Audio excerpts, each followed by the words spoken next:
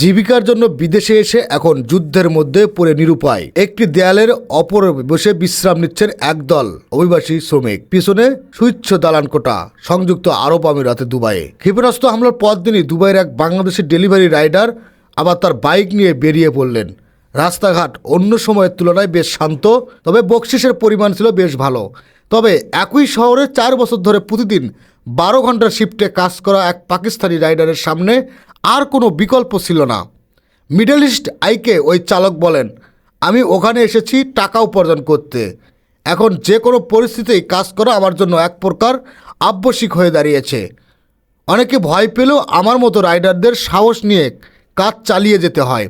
প্রতিটি ডেলিভারির জন্যই আমি টাকা পাই, তাই আমি যদি কাজ না করি তবে আমাকে হয়তো না খেয়ে থাকতে হবে।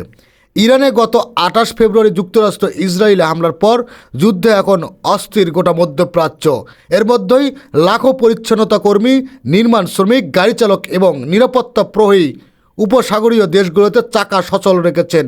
ওই রাইডার তাদেরই একজন। যুদ্ধ শুরুর পরই উপসাগরীয় দেশগুলোতে ইরানি হামলায় অন্তত 12 জন বেসামরিক নাগরিক নিহত হয়েছেন।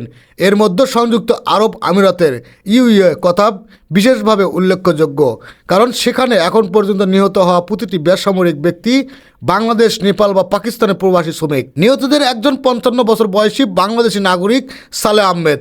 যুদ্ধের প্রথম দিন সংযুক্ত আরব আমিরাতে পানি সরবরাহ করার সময় তিনি প্রাণ হারান। যুদ্ধের মধ্যে লাখো পরিচ্ছন্নতা কর্মী, ক্ষেপণাস্ত্র হামলার মধ্যে বিশাল সংখ্যক প্রবাসী শ্রমিক, যারা কাতার ও সংযুক্ত আরব আমিরাতের মতো দেশগুলোর মোট জনসংখ্যার বড় অংশ, তাদের কার্যগত ভাগ্যের হাত ছেড়ে দেওয়া হয়েছে। মানবাধিকার সংস্থা ইকুয়েডোমেটের নির্বাহী পরিচালক মোস্তফা কাদরি মিডল ইস্ট আইকে বলেন, সংযুক্ত আরব আমিরাত, কাতার, সৌদি আরব ও জর্ডানের তাদের সংস্থার প্রবাসী শ্রমিক গবেষক নেটওয়ার্ক কাজ করছে। তাদের অনুসন্ধানে এসব দেশ প্রবাসীদের মধ্যে ব্যাপক আতঙ্ক, মানসিক ট্রমায় পড়ে তথ্য উঠে এসেছেন।